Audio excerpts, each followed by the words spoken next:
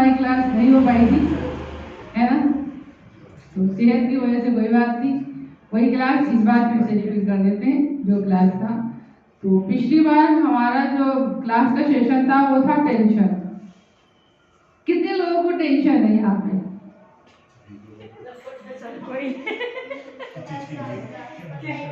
क्योंकि आज हमारे जीवन में अगर कोई हमारा साथ दे या ना दे, चाहे हमारे रिलेटिव साथ ना दे, हमारा जो भाग्य वो साथ ना दे, हमारा समय साथ ना दे, लेकिन एक चीज हमारा हमेशा साथ देता है, वो क्या है?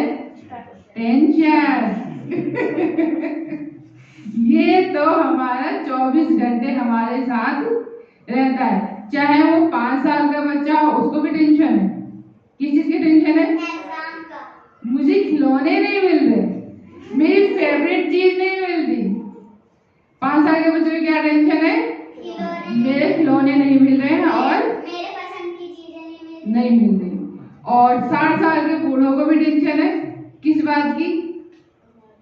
मेरे दांत नहीं चल रहे, मेरे से खाया नहीं जा रहा, मेरी कोई बात नहीं सुनता, मैं किससे अपनी बात बोलूं, इस चीज की टेंशन है। और बहुत रेयर केस में कोई 90 साल का है तो उसको किस चीज की टेंशन है? किस चीज की टेंशन है? मैं जिंदा क्यों हूँ? मैं अपने घर क्यों नहीं गया? सबसे बड़ी टेंशन है। तो क्या 5 साल से लेकर 90 साल तक को कोई टेंशन है? ठीक है ना। तो उसी टेंशन के ऊपर आज हम चर्चा करेंगे कि एक्चुअली में टेंशन है क्या और उसका निदान क्या है और उसका सॉल्यूशन क्या है, वो कहाँ से उत्पन्न होता है और कहाँ खत्म होता है, हम उसको अपने जीवन से कैसे भगा सकते हैं। अगर हमारे घर में बिल्ली घुस जाए तो हम क्या करते हैं? भगाते हैं ना बिल्ली को। अगर हमारे घर में सांप घुस जाए हम भाग जाते घर छोड़ के, ठीक है ना। बिल्ली घुस जाए तो हम भगाते हैं और सांप घुस जाए तो हम खुद भाग जाते हैं। क्यों? क्योंकि वो पता नहीं कहाँ कहाँ घुस जाएगा, हमें पता ही नहीं चलेगा। तो ऐसी हमारा टेंशन है, हमारे दिमाग में घुस गया, हमारे मन में घुस गया, हमारे कई ऐसे अंग में घुस जाता है जिसकी वजह से ये हमारे विकार उत्पन्न होते हैं, रोग उत्पन्न होते हैं और हमें पता ही नहीं चलता वो टेंशन चल रहा है। जब तक हमें पता चलता बहुत देर हो चुकी होती है, क्योंकि हमें खुद ही नहीं पता कि वो टेंशन हमारा है और हमारे सामने वो कब लग गया, कैसे लग गया, वो हमें पता ही नहीं है। तो उसी को ही आज हम समझने का प्रयास करेंगे कि किस टाइप से वो टेंशन आता है और कैसे आने का प्रयास करता है। तो मैंने थोड़े से नोट्स बनाए हैं, उसके ऊपर हम चर्चा करेंगे। हमारा श्रीमद् भागवतम महापुराण है, उसका है पहला स्कंद का पहला अध्याय का 10वां श्लोक। अगर आप देखना चाहें तो आप लोग देख सकते हैं, जिनके पास में भागवतम है। तो उसका आज हम उसके ऊपर चर्चा करेंगे, उस श्लोक के ऊपर। तो श्लोक आप लोग पढ़ सकते हैं, वो मैं पढ़ नहीं रही हूँ, मैं उसको सिर्फ उसके बारे में बताने का प्रयास करूंगी कि उसमें है क्या एक्चुअली में। तो उसमें सबसे पहले ना 4 चीजों के बारे में बताया गया है कि आजकल के जो इंसान है वो 4 चीजों पे डिपेंड है। पहला है आपका मंद बुद्धि यानी आलस्य। आलस आजकल हर किसी के अंदर भरा ही नहीं है, कूट कूट के भरा है। क्या बोलते हैं? भरा नहीं है, कूट कूट के भरा है, ठीक है ना। तो पहला है आलस्य है। दूसरा है हमारा सुमंद।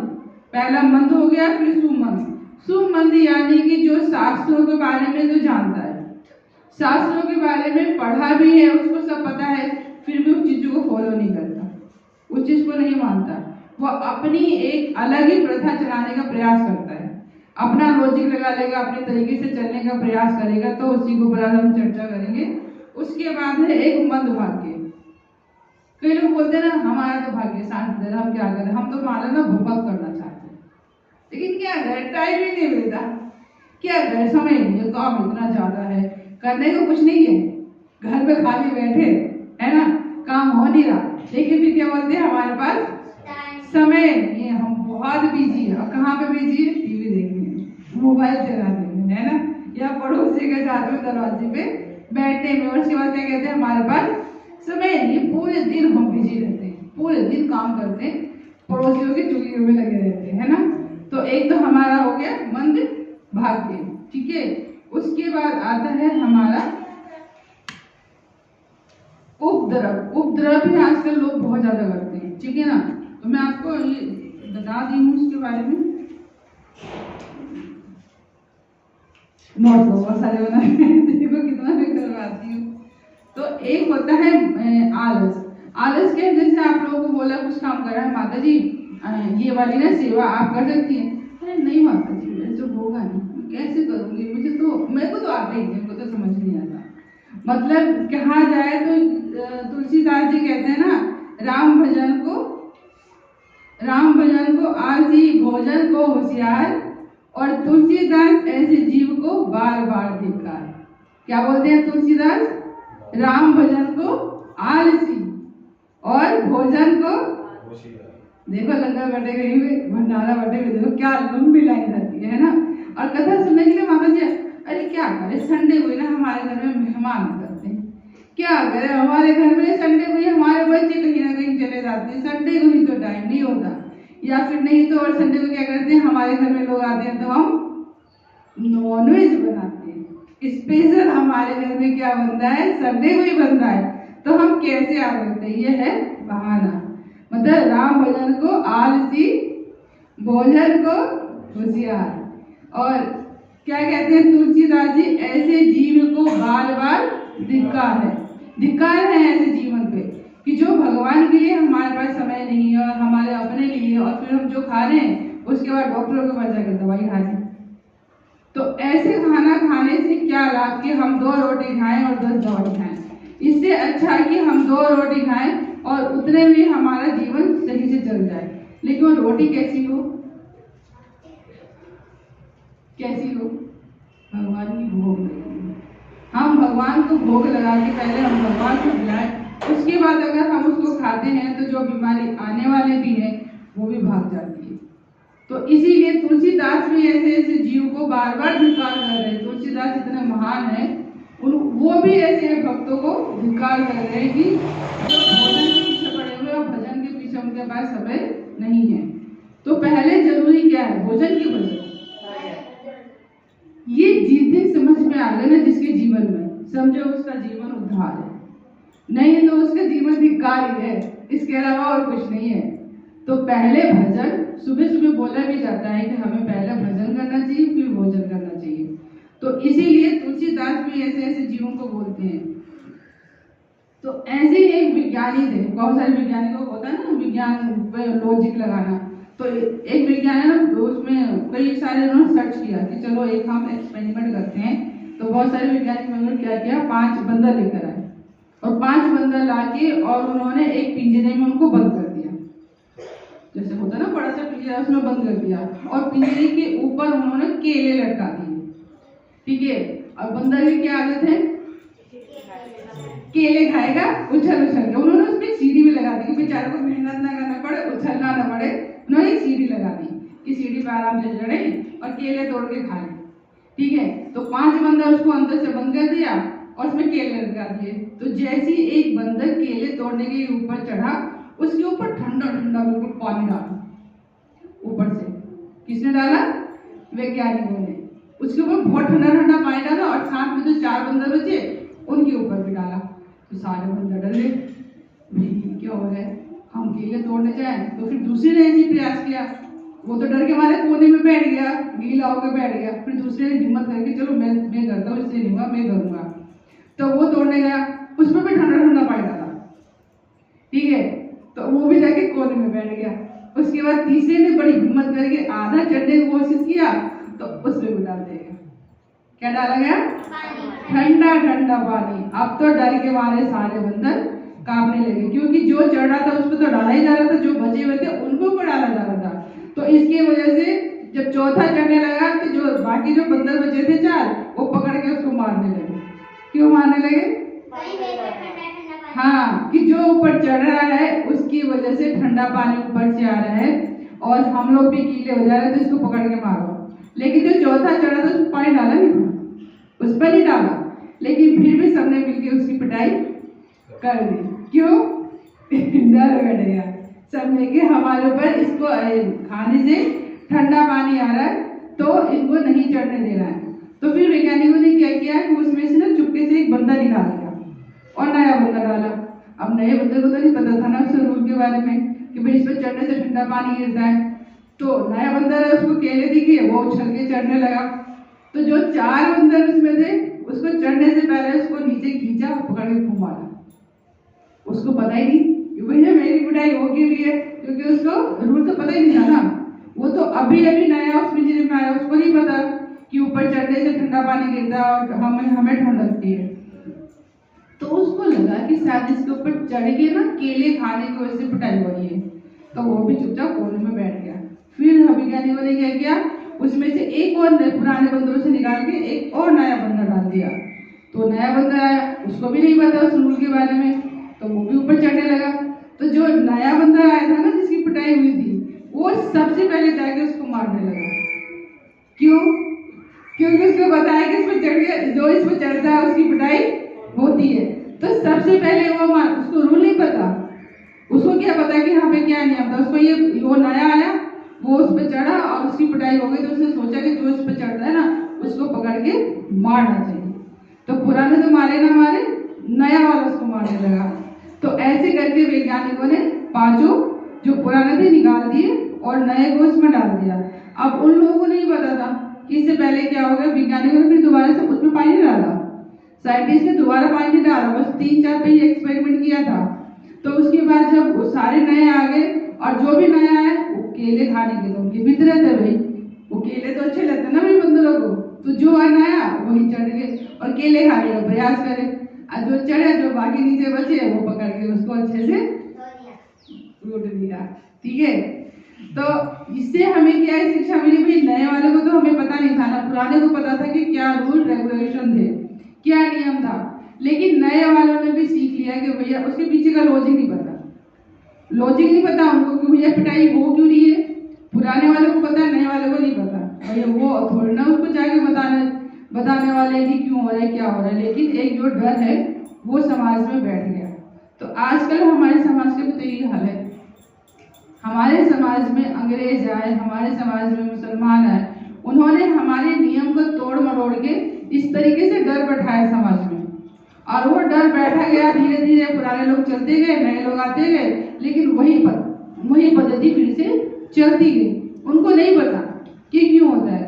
अब किसी को पता है कि 14 जनवरी को क्या बोलते हैं उसको, पतंग उड़ाते, क्यों उड़ाते? किसी को पता है? मकर संक्रांति होती है, उस दिन पतंग उड़ाते, बट क्यों उड़ाते हैं? सबको पता है कि हम उड़ाते हैं, पतंग उड़ाते हैं, पतंग उड़ाना चाहिए, लेकिन उड़ाते क्यों है किसी को पता है? नहीं। ये वो बच्चा वाली कहानी हो गई। किसी ने पतंग उड़ा दिया, उस दिन खाली बैठा था, उड़ा दिया, तो लोगों ने सोचा कि चलो पतंग उड़ाते हैं, तो पतंग की ये परंपरा बन गई। ऐसे ही हमारे समाज में बहुत सारे अंधविश्वास हैं। बहुत सारे लोग इस टाइप से बहुत सारे नए नए नियम बनाते हैं। जैसे हमारे छोटे छोटे नियम बने हुए, जैसे आप मैं देख लो करवा चौथ का व्रत, इससे पहले किसी को नहीं पता था, लेकिन ये फिल्म इंडस्ट्री ने उसको इतना पब्लिसिट किया कि उसको हम लोग घर घर में जो लेडीज नहीं करती, अरे तुम करवा चौथ का व्रत नहीं करती हो, अच्छा तुम्हारे में नहीं होता, हमारे में तो होता है। इस टाइप से हम उसको बहुत बढ़ा चढ़ा के प्रेजेंट करते हैं, जबकि वो इतनी हमारे संस्कार नहीं है। हमारे संस्कार जो है उसको हमने दबा दिया। अच्छा तुम ये करती हो, अच्छा तुम्हें नहीं पता, तुम तीसरे बार करती हो, अच्छा हमारे तो बूढ़े लोग करते थे, हम लोग तो ये करते। हम लोगों ने इस टाइप से प्रचार किया। तो ये वही वाली कहानी हो गई कि पुराने बंदर चले गए, नए बंदर भी वही कर रहे हैं जो समाज में भ्रांतियां फैल गई। तो बहुत सारी जगहों पे हम लोगों को इस चीज को समझना चाहिए। ठीक है, ये क्या है, ये आलस के चक्कर में हम लोग करते हैं कि चलो जो परंपरा चल रहा है चलने दो ना। अब कई लोग बोलते हैं कि जैसे प्रभु जी थे, हमारे घर में एकादशी का व्रत नहीं होता। ये थे ना परंपरा, कौन सी परंपरा थी जो बोले थे कि हमारे घर में ऐसा नहीं होता, हम लोग नहीं करते। मैंने कहा ऐसा कुछ नहीं है, एकादशी का व्रत सभी के उसमें होता है। बहुत सारे लोग बोलते हैं कि हमारे में ये होता, हम नहीं करेंगे, लेकिन उनको ये नहीं पता कि ये होता क्यों नहीं है, और ये हो रहा है, जो आप कर रहे हो ये हो रहा है तो क्यों हो रहा है, उसके पीछे का लॉजिक जानने का प्रयास करो। किसी के पास नहीं पता। हमारे बड़े बोले अरे हमसे मत पूछो, हमारे बड़े बड़ों ने ऐसी किया तो हम भी ऐसे करेंगे। लेकिन उनसे पूछो तो वो बोलते हमारे बड़े बड़ों ने ऐसे किया तो हम भी ऐसे करेंगे। उसको पीछे का लॉजिक तो पता हो। ये वही वाली बंदर वाली कहानी हो गई कि एक बार डर बैठा दिया समाज में, तो वो डर ही चलता रहता है। असली वजह क्या था किसी को कुछ पता ही नहीं। तो ये एक्सपेरिमेंट हमारे हिंदुस्तान में बहुत सारे हुए, ऐसा नहीं है कि नया आया है। जो यहाँ आया है, चाहे वो मुगल आए हो, चाहे वो आपके ब्रिटिश आए हो, उससे पहले भी या फारसी वगैरह बहुत सारे ऐसे लोग आए हैं जो अलग अलग एक्सपेरिमेंट किया है हमारे हिंदुस्तान में। क्योंकि हमारे हिंदुस्तान की जो सनातन धर्म है वो बहुत पुरानी है, इसको तोड़ने का हर किसी ने प्रयास किया है। तो इसीलिए हमारा जो शास्त्र है उसके माध्यम से जो है उसी के बारे में हमें उसके ऊपर बात करनी चाहिए और उसी को जानने का प्रयास करना चाहिए। ठीक है। दूसरा है सुमंत्र।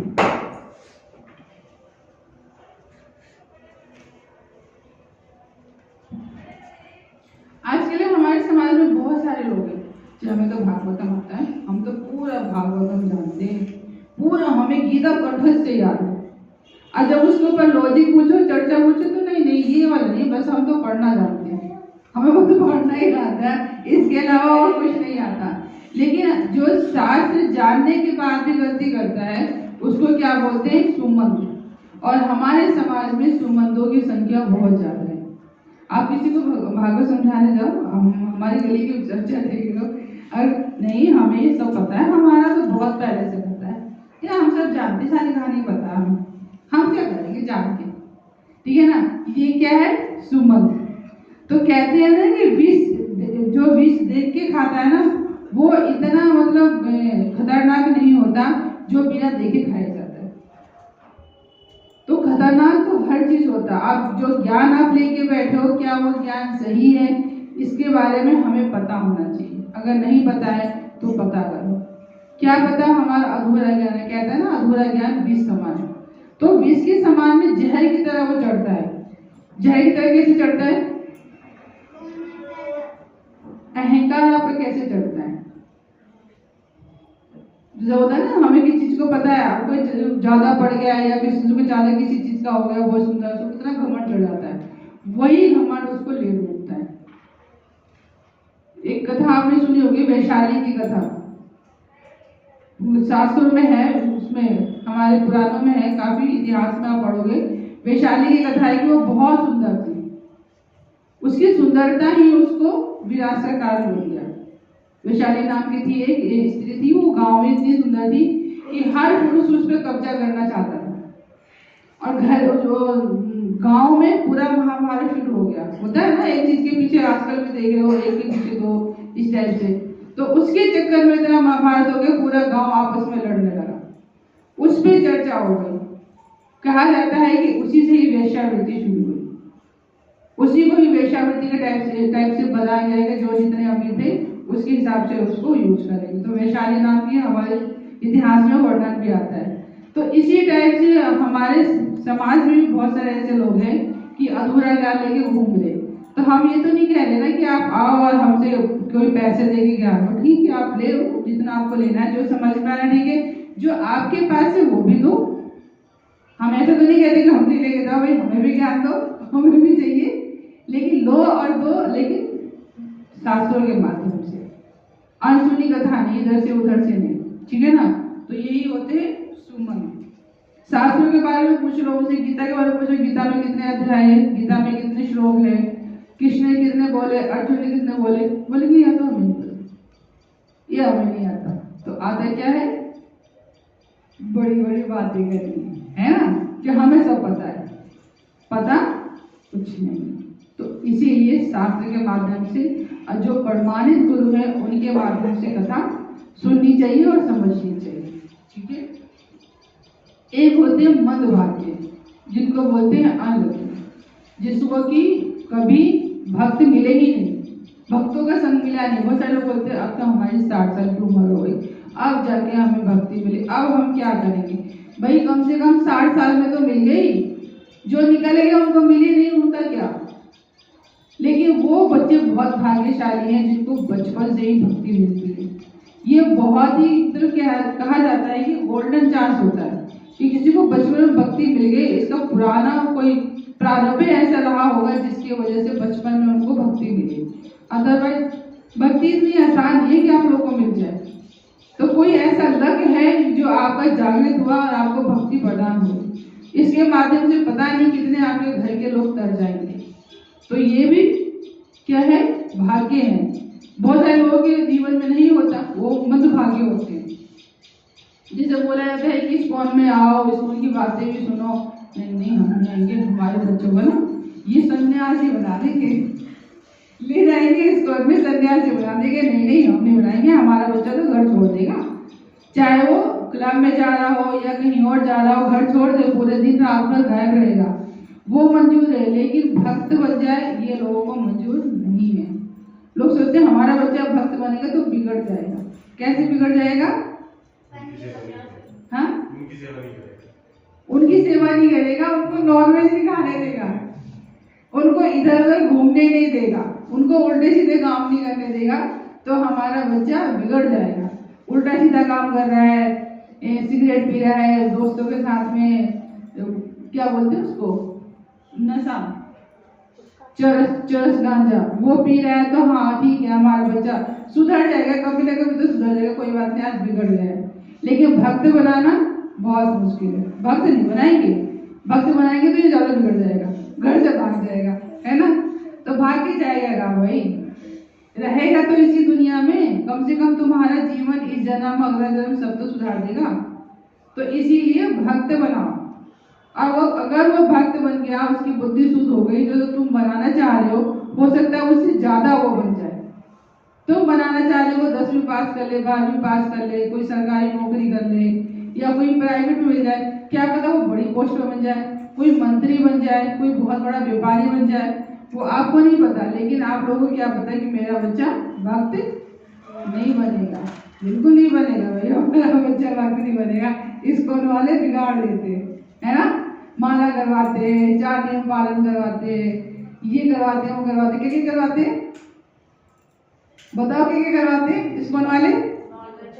नॉन वेज छुड़वा देते हैं, लहसुन प्याज नहीं खाने देते। बताओ हमारी सब्जी तो बनती नहीं है स्वाद की, बिना लहसुन प्याज के कैसे बनाएंगे, खाया ही नहीं जाएगा, आलू है ना। और क्या छुड़वाते हैं, जुआ छुड़वा देते हैं, शराब छुड़वा देते हैं, ये फैंसी कपड़े पहनना छुड़वा देते हैं, उल्टे सीधे कपड़े पहनना छुड़वा देते हैं, अच्छे मतलब क्या बोलते हैं, गोपी ड्रेस पहना देते हैं, धोती कुर्ता पहना देते हैं, ये फटी हुई चीज हटा देते हैं। बताओ हमारा बच्चा कितना बिगड़ जाएगा ना। फटी हुई जीन्स पहनते तो कितना अच्छा लगता है, काम चल जाता है पुराने में, फटी हुई जीन्स है उसको दे दो, चलो काम चल गया, पहन लिया। तो धोती कुर्ता कहाँ से लेकर आएंगे? तो ये जो भक्त आजकल के बच्चे नहीं बन रहे, ये किसकी कमी है, किसकी गलती है? जब माता पिता खुद ही नहीं चाह रहे कि हम भक्त बने, हमें तो सिर्फ संडे को या हफ्ते में 2 बार क्या चाहिए, चिकन, नॉनवेज चाहिए, क्योंकि हमारा जीभ का स्वाद नहीं जैसा है। हमारा बच्चा बिगड़े तो बिगड़े, हमारे बच्चे का नाश हो तो हो, लेकिन हमारा जीव ना बिगड़े, है ना। अपनी जीव के चक्कर में हम अपने बच्चे का जीवन तो खराब कर सकते हैं, लेकिन अपने हम जीव को नहीं सुधार सकते। क्यों? क्योंकि उसमें आनंद आता है ना। रात खाया और सुबह क्या हुआ, पेट खराब होता है कि नहीं होता? रात खा, जो नॉनवेज खा रहे हैं उनको पता होगा, रात खाया सुबह पेट खराब, है ना। लेकिन हम भक्त नहीं बनेंगे, क्यों? क्योंकि हमारा स्वाद नहीं छोड़ना चाहिए। तो ये जितने भी आज हमारे समाज में बच्चे गलतियां कर रहे हैं ना, तो ये बच्चों को नहीं मारना चाहिए, बच्चों को पनिशमेंट नहीं देना चाहिए, उनके माँ बाप को पनिशमेंट देना चाहिए कि जो गलती कर रहे हैं वो क्यों कर रहे हैं, कि तुमने संस्कार उनको नहीं दिया। अगर बच्चों को संस्कार दोगे तो बच्चों को किसी भी परिस्थिति में कभी भी बच्चा गलत काम नहीं कर सकता। और कोई भक्त अगर भक्ति कर रहा हो, माला कर रहा हो और कथा सुन रहा हो, तो मुझे नहीं लगता है कि उसके अंदर, चाहे उसके जीवन में कितनी भी परेशानी आए, कितना भी कुछ मुसीबत आए, कि कभी वो सुसाइड करने को सोचेगा। उसके पास एक ऑप्शन हमेशा रहेगा। क्या ऑप्शन रहेगा? कि कृष्ण, हाँ, कि कृष्ण मेरा हर समस्या का समाधान कर सकते हैं, क्योंकि कृष्ण के पास हर समाधान की सॉल्यूशन है ना। बोलते हैं ना कि वो समस्या ऐसी बनी नहीं है जो कृष्ण ने उसको समाधान ना किया हो। तो जो भक्त है वो, उसके दिमाग में कभी ये वाली प्रॉब्लम तो आ ही नहीं सकती, अगर वो भक्ति सच में कर रहा है तो, ठीक है ना।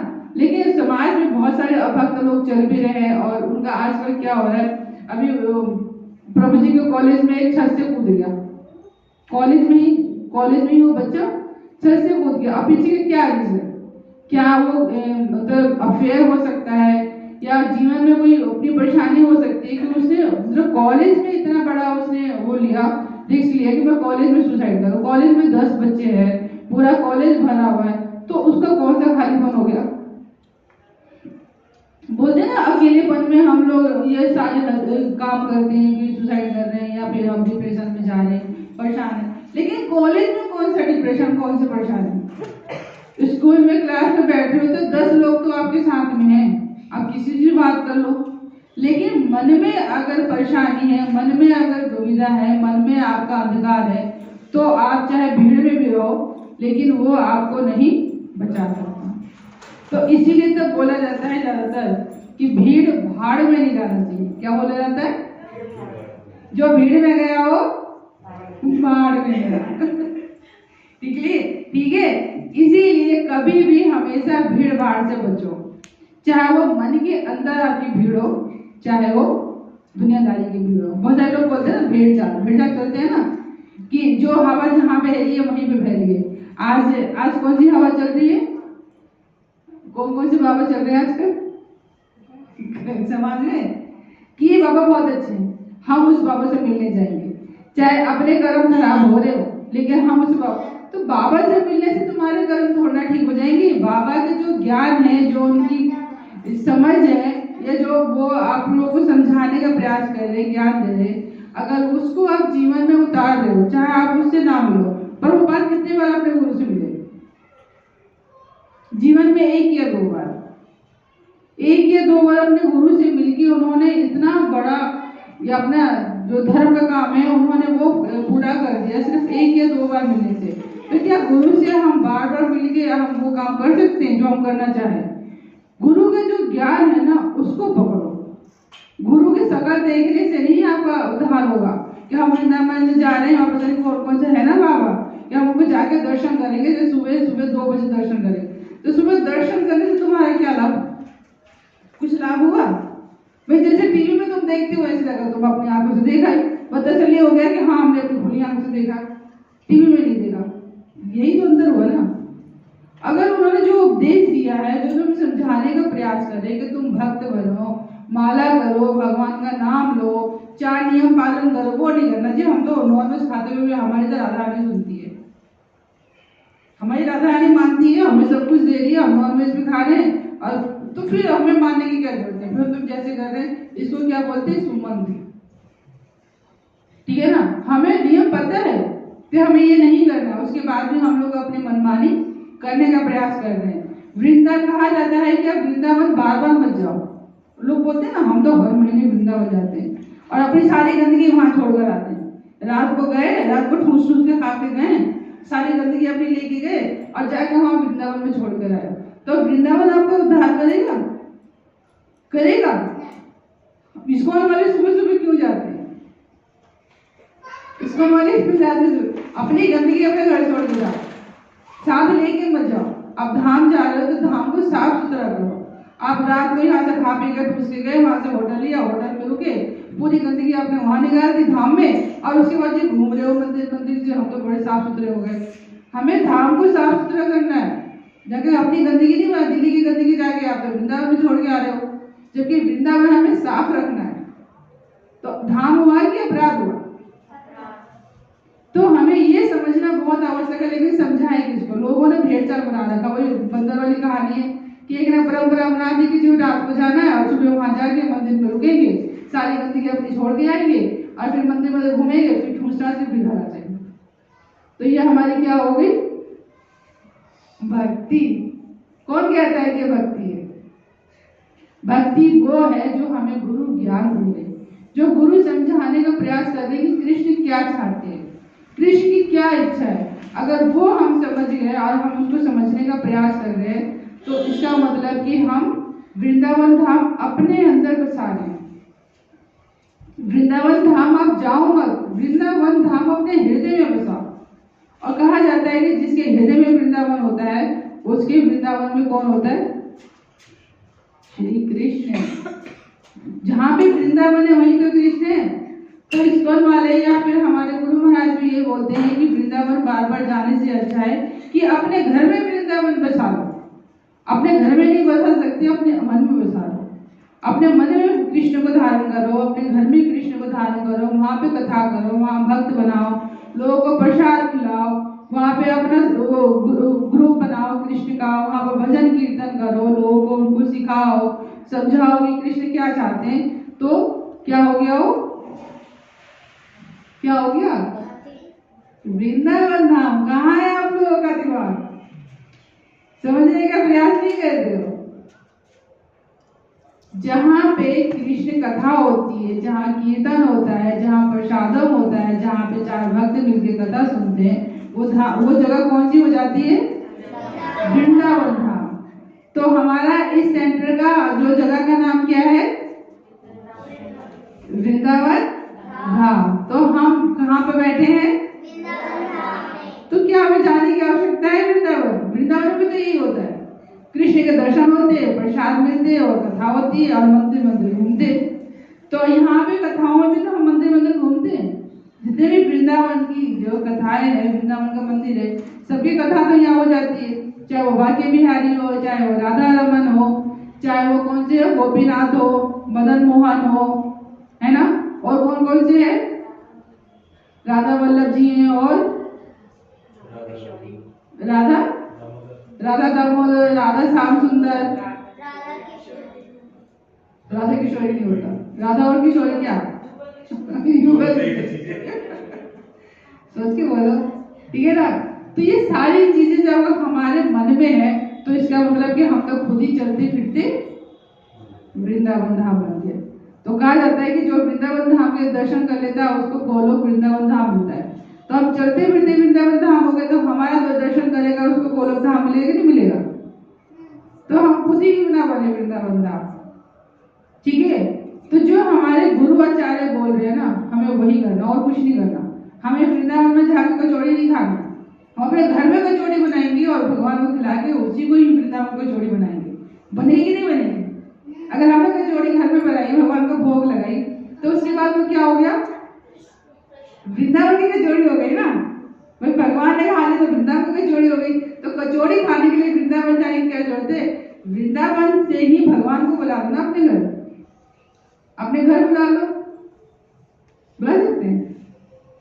कौन को मानता है कि हम खुद बुला सकते हैं? वृंदावन से कृष्ण को अपने घर बुला सकते हैं? कौन कौन मानता है? कोई भी नहीं। हाथ तक किसी के नहीं खड़े हो रहे। बहुत सोच के खड़ा होगा। इसका मतलब ये भी डाउट है कि कृष्ण आएंगे कि नहीं आएंगे, डाउट है अभी। हाँ, ये श्योर है, अपने में डाउट है कि हाँ वृंदावन बनेगी नहीं। जिस दिन अगर हमने जो भी हम कथा सुन रहे हैं, कथा का जो मर्म होता है ना, हम बोलते हैं ना स्कूल में हमें बहुत सारी बड़ी सी हमारा चैप्टर है, तो उसकी हम समरी बनाते हैं, हम टॉपिक बनाते हैं और हम 1 या 2 लाइन पढ़ते हैं तो हमें समझ में आता है कि इस चैप्टर में ये पूरा ये वाली फिलोसफी है। हिस्ट्री में ज़्यादा हम लोग यही तो करते हैं, तो हमें पता होता है। तो ऐसी जो ये कथा का जो मर्म होता है ना, वो डेली अगर आप लोगों को अगर आप लोगों को सच में भक्ति में आगे बढ़ना है, तो जो ये हमारी कथा होती है ना हर बार संडे को, उसकी पूरा एक समरी बनाओ कि आज कथा हमें क्या हुआ, क्या क्या टॉपिक पे चर्चा हुआ, इस टॉपिक पे मतलब जैसे हम स्कूल में बनाते हैं ना, नोट्स बनाते हैं, छोटे छोटे पॉइंट बनाते हैं, वो छोटे छोटे पॉइंट बना के आशय ग्रुप में शेयर करो। अगर जिस दिन ये करना शुरू कर दोगे, समझो कि आप भक्ति में आगे बढ़ने लगे हो। अदरवाइज जैसे प्रभु जी बोले ना कि हमारे पर डाउट है, तो सच में डाउट अपनी बना के रखना। अगर ये हम नहीं कर पा रहे भक्ति के लिए, तो डाउट बना ही रहेगा हमेशा कि हम धाम बन गए कि नहीं बन गए, ठीक है ना। तो ये डाउट हटाने के लिए सिर्फ एक ही ऑप्शन है, ये प्रभु जी तरह भी कर सकते हैं कि जो हमारी कथा हो रही है तो आप बैठ के भी नोट्स बना लिया करो कि ये वाला पॉइंट आज ये बताया गया, क्योंकि ये आपके लिए बहुत महत्वपूर्ण है। जो आप ग्रुप में डालोगे, अगर एक बार उसको समझ गए तो पूरा आपकी कथा समरी हो जाएगी, रिवाइज हो जाएगी कि इस कथा में ये हुआ। और हर बार एक ना एक टॉपिक पे चर्चा होती है, एक ना एक टॉपिक तो लेके चलते हैं हम लोग। तो वो टॉपिक आपका कवर होते जाएगा। नेक्स्ट टाइम आपको किसी को समझाना है, बताना है, या फिर एकदम से कोई आपसे बहस करने आ गया तो आप उस टॉपिक को देख के आप बोल सकते हो, या थोड़ा बहुत तो माइंड में रहेगा, क्योंकि आप नोट्स बना रहे हो, सुन रहे हो, नोट्स बना रहे हो, तो ये आपके दिमाग में कहीं ना कहीं क्लिक रहेगा, तो आप इजीली लोगों को समझा सकते हो। नहीं तो फिर तो सालों साल आप समझो कि ऐसे कथा सुनते सुनते अपना उद्धार करने का सिर्फ यही है। और दूसरा क्या है? माला। कौन कौन से भक्त कितने कितने माला कर रहे हैं? कई लोगों ने तो प्रभु जी तो कर रहे हैं, ठीक है। और अच्छा, कहाँ से स्टार्ट करो? 5 माला से स्टार्ट करूं? कौन कौन है 5 माला पे? एक माला पे कौन है? 8 माला पे? 8 माला पे कौन है? सब 16 माला वाले कोई 1 माला पे भी नहीं है, 5 पे भी नहीं है, 8 पे नहीं है, 10 पे चले जाता है।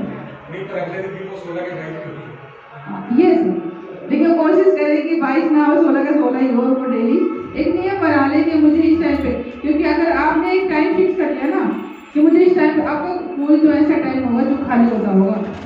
सुबह की 10 माला होती है, हाँ, डेली होती है, मुझे शाम की 6 माला आती है, तो मैं कर दिया। कोई बात नहीं, 1 बजे रात को आता हूँ, कभी 1:30 बजे आया, तो वो तरह का हो जाता है। तो ऑफिस में भी कर सकते हैं। अगर माता जी वहां तो मुझे तो सही ऐसे नाम चलता रहता है, माला वहां निकालती है। तो एक ना वो इस टाइप से आता है, हाँ काउंटर, वो आप ले सकते हो। छोटा सा होता है, जेब में रख लो, उसमें पता भी होता है कि हमने कितना किया। अगर मान लो कि हमारे पास टाइम है खाली, कोई आसपास में नहीं है, तो काउंटर लेके, तो वो आपको कोई टोकेगा नहीं। अगर हाथ में छोड़ दिया वो तो नहीं कमी हो जाता। हाँ, माला में तो पूरी जब तक शुरू में नहीं किया नहीं, ये उनके लिए है जिनके पास समय है। जैसे प्रभु जी ऑफिस में है, ऑफिस में अपना 5 मिनट 10 मिनट मिला तो उसमें उन्होंने अपना टाइम को यूज कर लिया, ये उनके लिए है। माताओं के लिए तो अगर काम कर रही है, बच्चे स्कूल चले गए, तो कोई तो ऐसा टाइम होता होगा ना खाली, जिसमें आपको लगता है कि अब मैं खाली हो, आधे घंटे के लिए होता है, तो वो टाइम एक फिक्स कर लो। और वो टाइम आपने फिक्स कर लिया ना, जैसे ही वो टाइम होगा आपको ना एकदम से रिमाइंड आएगा, अरे मेरी माला है।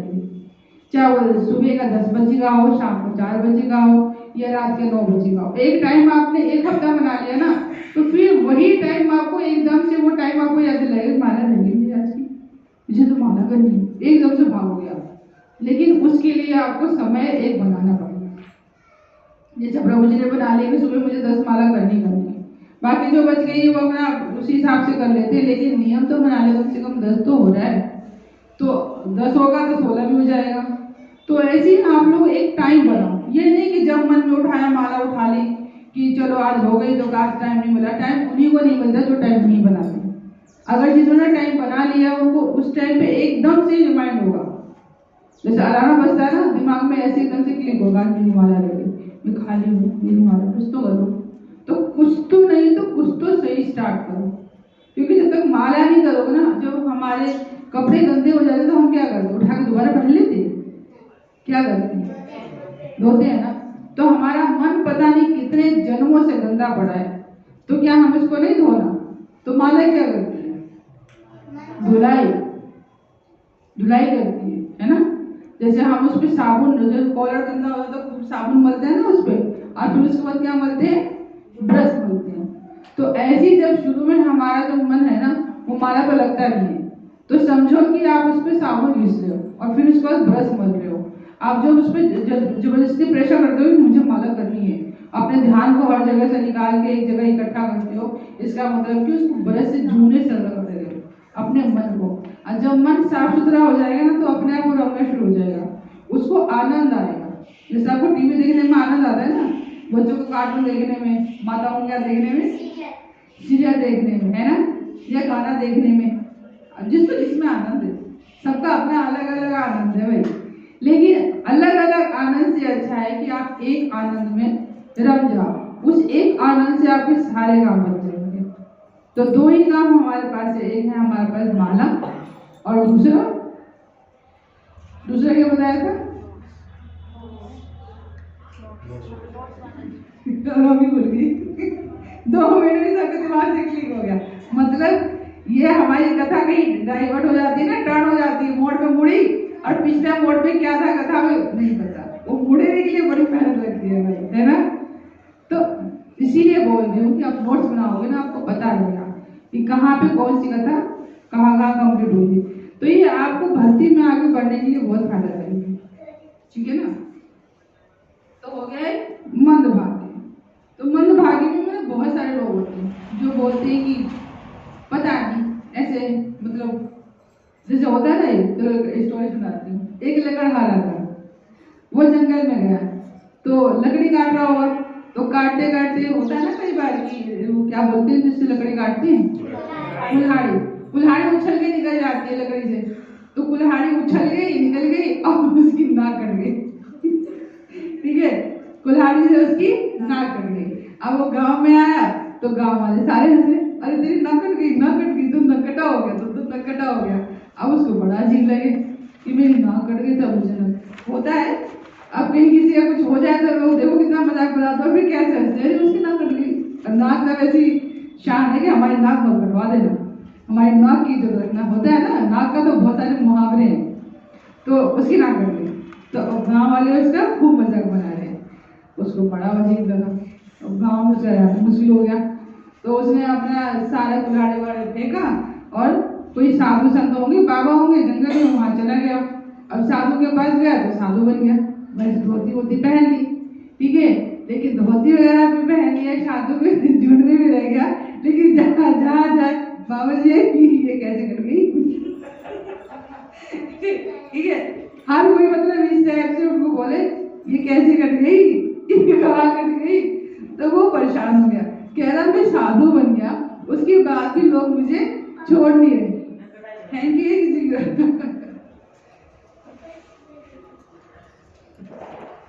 तो लोगों से वो बहुत परेशान हो गया, कह रहा है कि बताओ मेरी नाक कट गई और मैं साधु बन गया, उसके बाद भी लोग मेरा पीछा नहीं छोड़ रहे, कि जहां भी जाता हो तो सारे झुंड में कहते प्रभु जी कट कैसे गई। तो वो बहुत परेशान, तो उसने क्या किया कि उससे भी वो परेशान हो गया, तो उसने बनाया अपना चेला। होते हैं ना जब थोड़ी सी कहीं किसी चीज में कुछ कमी आ जाती है ना, तो उसकी बुद्धि तेज हो जाती है। तो उसकी बुद्धि थोड़ी तेज हो गई, तो उसने सोचा कि चलो इसका भी उपाय निकालता हूँ। उसने अपने 2-4 चेले बनाए अपने, और अपना ग्रुप बनाया। तो जो चेले बने वो भी कभी कोने में बाबा जी कटी कैसे, मुझे खुद हंसी आ रही है, ठीक है। तो उसने उसको एक युक्ति सूझी, उसने बोला कि तुम्हें पता है ये कैसे कटी, ये ना रहस्य है, जब तुम लोग ना अपनी अपनी नाक काटो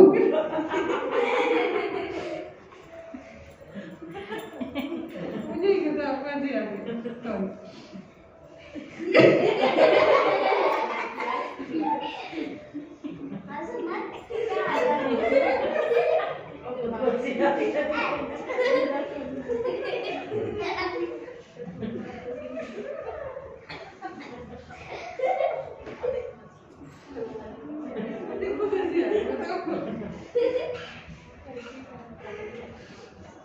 चलो हरे कृष्णा करो।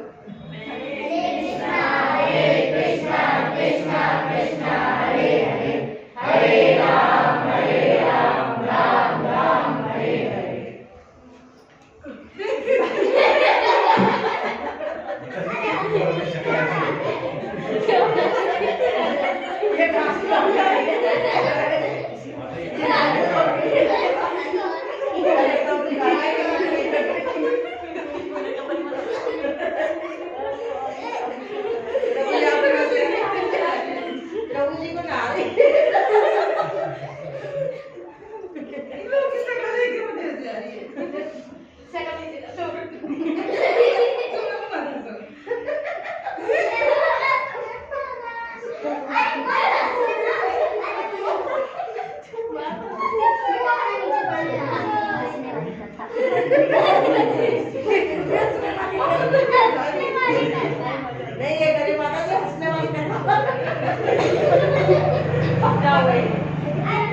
इसमें हंसने की क्या बात है, कट गए तो कट गए।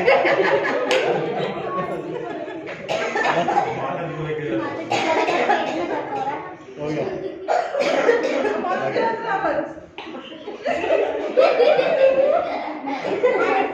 सब उधर, सब उधर मुड़ जाओ, सारे उधर, सारे इधर मुड़ जाओ, अरे सारे पीठ की तरफ घूम जाओ। पानी चेंज कर, स्टोर चेंज।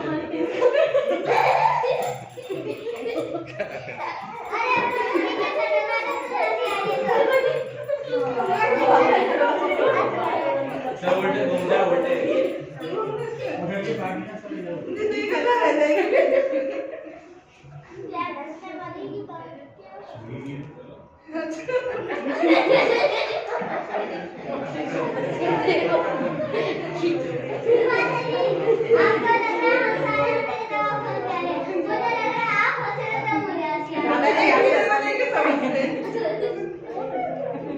तो सारे उधर मत देखो, उधर देखो, पीछे देखो, सारे घूम जाओ,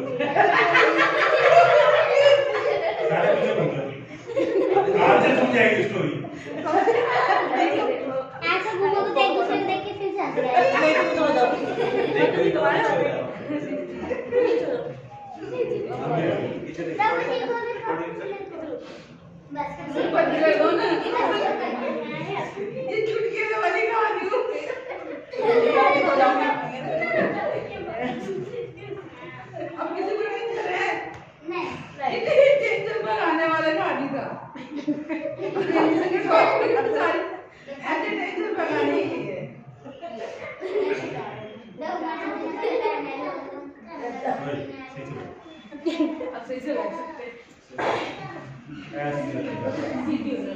कुछ करता है सारा, क्या करता है? अब हो गई सबकी हंसी। बच्चा तो खेले क्या खेलेगा? 5 मिनट खेले। देखो 5 मिनट में सबकी टेंशन बात है। अब किसी को टेंशन है नहीं ना? अगर किसी को टेंशन हो ना, ये वाली कहानी सुना देगा, कम से कम 10 मिनट तो ऐसे ही निकल जाएगा, है ना?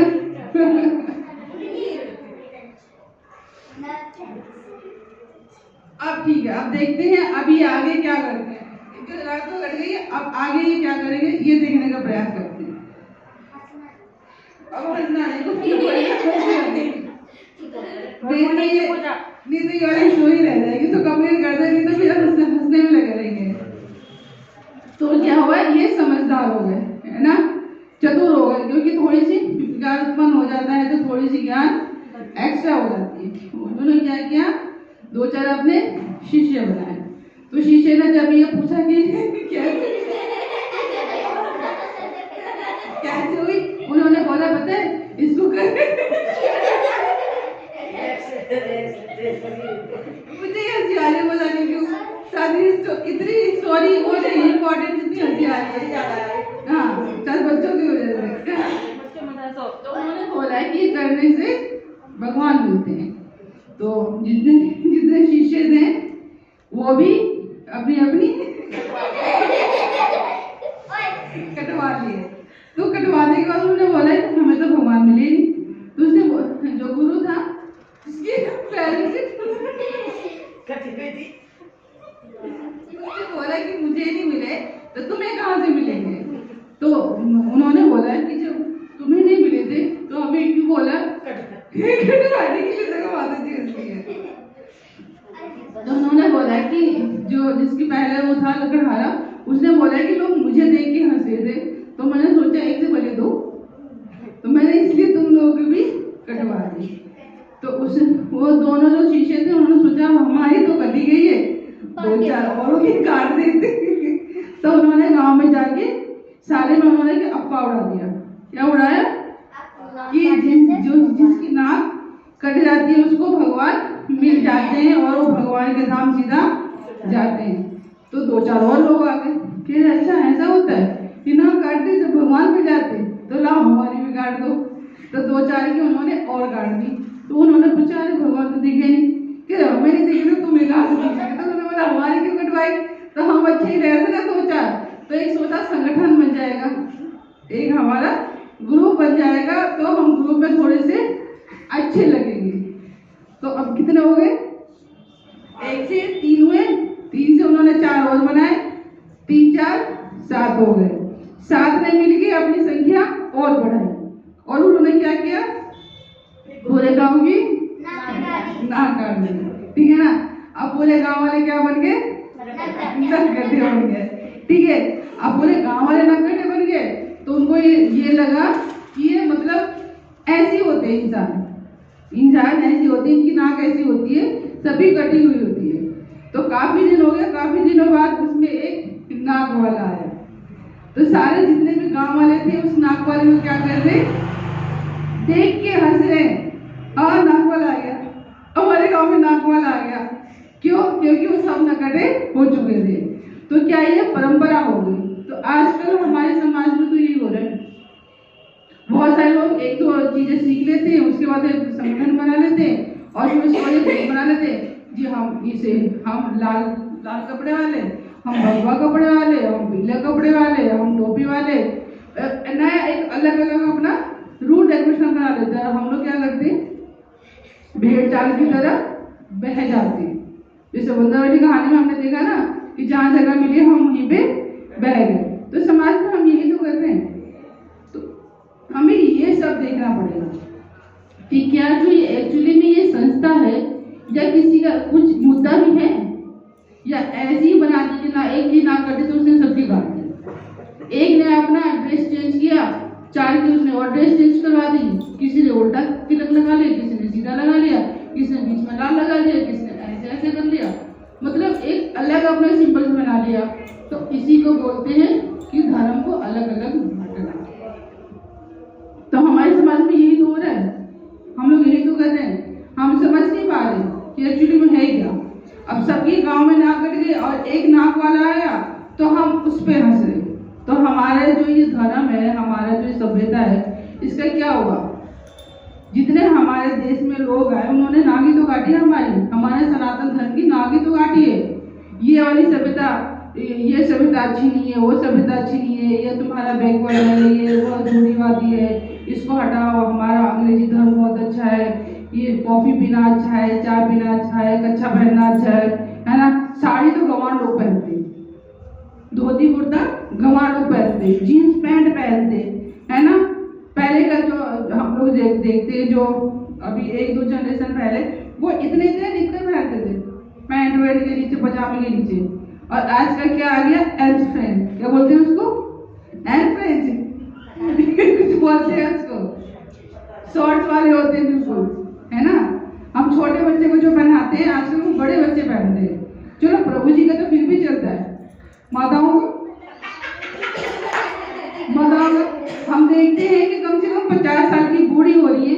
हमने मेट्रो में देखा है कि बच्चों वाली कच्छा पहन के घूम रही है। बताओ ये कहाँ की सभ्यता है? साड़ी गई, गोपी ड्रेस गया, सूट गया, पैंट गया, क्या रह गया? अच्छा, ठीक है। तो ये क्या हमारी सभ्यता? और हम क्या कहते हैं कि हम बहुत मॉडर्न हैं, बहुत पढ़े लिखे हैं, बहुत एडवांस हैं। क्या ये एडवांस है?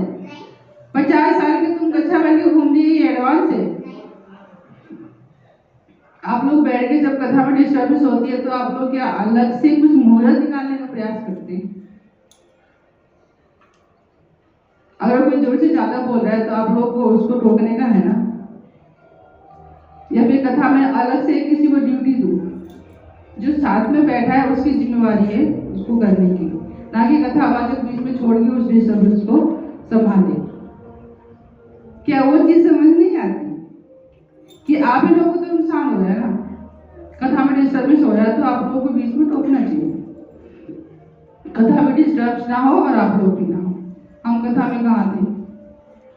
छूट गए ना बीच में कथा माता जी को याद है, ठीक है ना? तो हमें अपनी उम्र का और अपने संस्कार का हमें ध्यान होना चाहिए, ठीक है ना?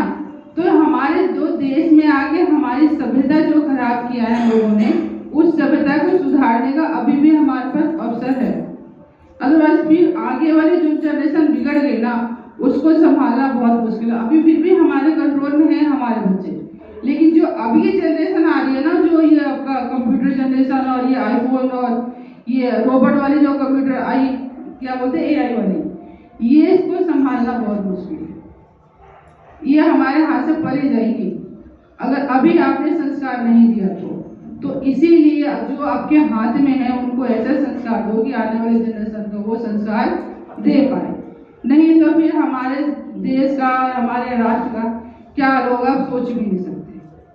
समय से पहले ही कलयुग आ जाएगा। तो हमारे अभी देख लो ना, हमारा सनातन धर्म क्या है, आप देख नहीं रहे हो। कितने दिन हो गए? आज 12 दिन हो गए ना, 12 दिन हो गए, 13 दिन हो गए महाकुंभ का।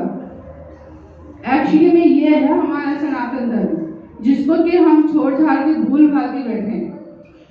ये हमारे सनातन धर्म की ताकत है, ये हमारी पुरानी सभ्यता है। आज कोई नया महाकुंभ नहीं हुआ है कि हम महाकुंभ में नया कोई ट्रेंड बनाए, नया ट्रेंड नहीं है, सनातन है और सनातन की यही ताकत है। लोग बोलते हैं ना कि हमारे तो थल सेना, वायु सेना इतने हैं। अगर एक बार हमारे नागा जो साधु में एक बार इकट्ठे हो जाए तो किसी भी दुश्मन में ताकत नहीं है कि हमारे देश के सामने खड़ा हो सके। ये हमारी ताकत है। और नागा साधु बनाए इसीलिए गए थे। नागा साधु की जो हमारी फौज बनी है वो इसीलिए बनी है। जैसे हम लोग एक सैनिक बनाते हैं ना कि बॉर्डर पे हमारी रक्षा करेंगे, नागा साधु की फौज भी इसीलिए बनी कि हमारे सनातन धर्म की रक्षा हो। हमारे सनातन धर्म में अगर कोई उंगली उठाए तो उसको काटने में और उसको चीरने फाड़ने में उनको कोई मुकाबला ना कर सके। और एक बार जहाँ पे भी नागा साधु इकट्ठे हो जाए ना, वहाँ पे कोई दुश्मन टिक नहीं सकता। जितना पावर उनके अंदर है, स्पिरिचुअल पावर भी और बॉडी लैंग्वेज में भी। और वैसे भी कोई वस्त्र होता नहीं तो उनको पकड़ के आप कुछ कर लोगे, ठीक है ना। तो ये हमारी सनातन धर्म की ताकत है। अपनी ताकत को हमें पहचानना चाहिए कि एक्चुअली में हमें क्या, ये नहीं हम हिंदू हैं, हम पूजा पाठ करते हैं। अच्छा तुम मंदिर जाते हैं, पूजा पाठ करते हैं? हाँ हम जाते हैं। ये हमारी पहचान नहीं है। हाँ हम जाते हैं, हम सनातन है, हम मंदिर जाते हैं, हम कथा सुनते हैं। ये अपने ताकत से बोलो, निडरता से बोलो, आत्मविश्वास से बोलो, ये हमारी ताकत है। सिर्फ हम हिंदू नहीं है, हम सनातन है। हम बोलते ना हाँ हम हिंदू है, हम ये है, हम वो है, हम ये और वो नहीं है। हम क्या है? सनातन। इसको पहचानो। योगी जी ने इसको थोड़ा प्रयास किया पहचानने के लिए कि हाँ एक्चुअली में तुम पहचानोगी हो क्या। और ये पूरी दुनिया देख रही है, पूरे दुनिया के लोग आ रहे हैं, जितने भी अमेरिका वाले हैं, ये राष्ट्रपति वगैरह जो है वो हमारे देश में आके तब कर रहे हैं। आपको पता आईफोन के जो मालकिन है वो 10 दिन के लिए हमारे यहाँ कल्प व्रत करके गई है 10 दिन का। और कौन कौन आया? जितने भी बड़े आपके व्यापारी हैं जो भी अमेरिका के हैं वो सभी आए हैं कुंभ में। सब आ रहे हैं तब करने के लिए। क्यों? क्योंकि हमारा सनातन धर्म इतना ताकतवर है कि वो पूरी दुनिया को अपनी तरफ खींच सकता है। क्या हम कुंभ में कुछ लेके बैठे हैं? क्या हम किसी को कुछ दे रहे हैं? हमने कुछ दिया किसी को? लोग खुद लेने आ रहे। और क्या लेने आ रहे? क्या लेने आ रहे? सभ्यता। तो क्या हम उसको दुकान लगा के बैठे? हमने कोई दुकान लगाई है? योगी मोदी ने कोई दुकान लगाई है? वो ऑलरेडी हमारे पास पहले से ही है। हमने सिर्फ उसकी पहचान करना है कि भाई हमारे पास संगम है, इस संगम में ऐसा ऐसा होता है, इस टाइम पे हमारा ये मुहूर्त है, इस टाइम पे अमृत की वर्षा होती है। उसके पीछे पूरी दुनिया टूटी हुई है। करोड़ों लोग आ रहे सनातन उसमें संगम में। तो ये क्या ये अभी हुआ? ये पहले लेटेस्ट हो रहा है क्या? नया हो रहा है क्या? ये पहले से होता आ रहा है, सिर्फ इसको आज हमने पहचाना है। तो ये हमारी ताकत है। बस हम इसी को तो पहचाना और कुछ नहीं करना। जो हमारे अंदर है ना हम उसी को पहचान लेना, यही हमारी सबसे बड़ी ताकत है। अलग से हमें बॉर्नविटा नहीं पीना, हमें हेल्डिंग नहीं पीना, या डॉक्टर साहब को आगे लाना कि डॉक्टर साहब वो लिख दो, टॉनिक लिख दो, कमजोरी हो रखी है ना, हो रही है ना कमजोरी, टॉनिक लिखते हैं हम। डॉक्टर से बोलते हैं ना दो टॉनिक लिख दो, या वो मल्टी क्या बोलते हैं मल्टी विटामिन की गोलियां ले दो। हमारे में विटामिन की कमी हो रखी है। तो हमारे आत्मा को भी तो विटामिन की जरूरत है। उस आत्मा में कमी हो रखी है तो उसको विटामिन कहाँ पे मिलेगा? सनातन धर्म से। सनातन धर्म में बहुत ताकत है। मल्टीपल विटामिन गोलियां हैं इसके अंदर, जो चाहो वो ले सकते, ठीक है ना। तो इस लकड़हारे की कहानी हो गई, ठीक है। टेंशन है अभी भी किसी को? गायब हो गई सबकी टेंशन, ठीक है ना। उसके बाद होता है उपद्रव। आजकल के जो बच्चे हैं वो उपद्रवी हो गए, उनको कुछ समझाओ ना, हम तो 10th में हैं, हमें सब आता है ना, हम बड़ी क्लास में हो गए। अरे अभी तो तुम पहली से 10वीं में गए हो, ये 10वीं कितने बच्चे पास कर चुके हैं, करोड़ों बच्चे पास कर चुके हैं। तुम आज तो पहली बार 10वीं में आए हो, तुम इंटेलिजेंट हो गए, और जो पास करके वो मूर्ख थे। तो आजकल के बच्चे क्या बोलते हैं, हम 10वीं में हो गए, हम बड़े हो गए, हमें मत समझाओ। फिर 12वीं में जाते हैं, हम कॉलेज में जाने वाले हैं, ज्यादा ज्ञान मत दो, हमें सब पता है, हमें दुनियादारी पता है, क्योंकि हम कॉलेज में जाने वाले है ना। अब कॉलेज में चले जाते हैं तो हमें भी समझाने की जरूरत नहीं है, हमें सब पता है, हम कॉलेज में जाते हैं। ठीक है, ये कहानी है। तो आजकल के क्या बच्चे होते हैं, जो हमारी जो पढ़ाई है ना हमारे हिंदुस्तान की, वो बोलते हैं ये अच्छी नहीं है, विदेश की पढ़ाई अच्छी है, हम विदेश में जाके पढ़ेंगे, वहाँ पढ़ाई अच्छी होती है, वहाँ डिग्री की वैल्यू है, हम डॉक्टर बन के आएंगे, वहाँ पे हम डॉक्टर का कोर्स करके नहीं आएंगे, हम व्यापार कर सीख कर आएंगे। क्या सीख कर आएंगे? बिजनेस सीख के आएंगे, किडनी को कैसे बेचने से पैसा कमाया जाता है। क्या सीख कर आएंगे? किडनी को कैसे बेचने से पैसा कमाया जाता है, किडनी को कैसे ठीक किया जाता है, ये सीख कर नहीं आते। विदेश में जो पढ़ के आ रहे हो क्या करके आ रहे हैं? व्यापारी तो सीख के आ रहे हैं, मैं सभी की बात नहीं कर रही, एक दो ऐसे होते हैं, ठीक है ना। अब कहीं भी चले जाओ, उसको व्यापार चल नहीं रहा कि किडनी को निकाल के बेचो, या कितने रैकेट पकड़े जा रहे हैं, है ना। तो ये सब क्या है, ये व्यापार हो रहा है, व्यापार हो रहा है। तो आजकल के जो बच्चे हो रहे हैं वो इतने उपद्रवी हो गए। ऐसी एक कथा आती है, एक घर का बच्चा अमेरिका से पढ़ के आया, तो अमेरिका पढ़ के आया तो मामा बड़े खुश हुए कि हमारे बेटा विदेश से पढ़ के आया, विदेश से पढ़ के आया। तो माँ लड्डू बनाई घर में लड्डू बनाई हुई, बेटा पढ़ के आया, विदेश से पढ़ के आया, तो खुशी के मारे लड्डू बनाया गया। तो उसके पापा ने बोला कि लड्डू ले आओ, बेटा आया है। तो प्लेट में माँ 2 लड्डू ले आई, खुशी के मारे 2 ही लिया, छोटा प्लेट होगा, छोटे से गरीब हो गए, बच्चा पढ़ गया, तो 2 लड्डू लेकर आई माँ। तो पिता बोले बस 2 ही लाई, तो बेटा कह रहा 2, ये 2 का, आप लोग कितने बैकवर्ड हो, आपको समझ नहीं आता, आप लोग को मैथ भी नहीं आती। तो पिता है ना, तो यार पढ़ गया, कुछ ज्यादा समझदार हो गया। तो पिता कह रहा हाँ बेटा, नहीं पिताजी आपको नहीं पता, ये 2 नहीं ये 3 है। पिता बोला अच्छा 3 है, बताओ कैसे। तो 2 लड्डू हाथ में ले लिए, ठीक है, एक लड्डू उसमें प्लेट में रखा, एक लड्डू फिर दूसरा रखा, ये 1 और 1 2 हो गए, 3 हो गए ना। माँ भी समझाने का बहुत प्रयास करी, बेटा 3 नहीं, कह रहे नहीं, हमारे विदेश में ना अमेरिका में ये सिखाया जाता है, 1 लड्डू और 1 लड्डू रखा 2 और 2 और 3। तो माँ बाप परेशान थे, कौन सी पढ़ाई करके आया भाई कि 1 2 को 3 बता रहा, कह रहे नहीं, 1 ही हो गया और 1 ही हो गया 2 और 2 और 3। तो पिता हैरान, माँ भी हैरान, कंफ्यूजन में भैया कौन सी पढ़ाई करके आया, उनको क्या पता भैया हमारे तो देश में 2 ही लड्डू बोलते, अब वो बोलेंगे नहीं ये 3 लड्डू हो गए। तो पिता ही होता बड़ा समझदार, पिता ने बोला ठीक है बेटा, माँ ही बेवकूफ है, मैं समझ गई तू क्या बोलना चाह रहा। हाँ बेटा 3 ही लड्डू है, ठीक तू सही कह रहा, 3 लड्डू है, इसमें से 1 तेरी माँ खा लेती, 1 मैं खा लेती हूँ, तीसरा तू खा ले। तो तीसरा है नहीं तो खाएगा कहाँ से, है ना। तो ये क्या है, उपद्रव बच्चे, आजकल के पढ़े लिखे क्या बोलते हैं, पढ़े लिखे गंवार बच्चे। तो गंवार वाली पढ़ाई आजकल हो रही है। जो हमारी पढ़ाई थी, जो हमारे आर्यभट्ट थे और हमारे चाणक्य वगैरह थे, उस टाइम की जो पढ़ाई थी, शून्य किसी को नहीं पता, हमारे शून्य का आविष्कार हमारे देश से हुआ, और हमें मैथ सीखने के लिए कहाँ जा रहे हैं, बाहर। और आजकल हमारे बच्चे बाहर से पढ़ के आ गए, हमें 2 का 3 बता रहे, और तीसरा तुम खा लो, ठीक है ना, 1 का 2 हम खा लेते। तो ये कहानी आजकल की हमारे बच्चों की चल रही है, ठीक है।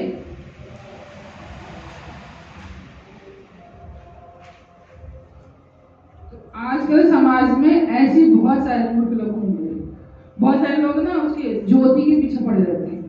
जैसे हम लोग बोलते हैं ना हमारा सनातन धर्म में हमें माला करना चाहिए, कि नहीं हम तो ज्योति पर ध्यान लगाते हैं, आंखें बंद करो, ज्योति को देखो और उस पर ध्यान लगाओ। अब ये नहीं पता कि कौन सी ज्योति, भाई ज्योति दीपक वाली ज्योति की बात करो या पड़ोसन की बात करो ये नहीं पता, वो ध्यान लगाते हैं, ठीक है ना। तो आजकल बहुत सारे लोग इस टाइप के भी हो गए कि हम ज्योति पे ध्यान लगाते हैं, हमें पूजा पाठ से कोई मतलब नहीं। किसको किसको ऐसे लोग मिले समाज में, बहुत सारे लोगों को मिले कि हम ज्योति पे ध्यान लगाते हैं, आंख बंद करके ज्योति पे, ठीक है ना। अब प्रभु जी से मिले मतलब उनसे पूछो कि पड़ोसा वाली ज्योति या ज्योत वाली ज्योति, क्योंकि इसके दो मतलब होते हैं। तो ऐसे एक आदमी सुबह सुबह होता है ना, हम पहले था, आजकल तो बहुत रेयर केस में देखने को मिलता है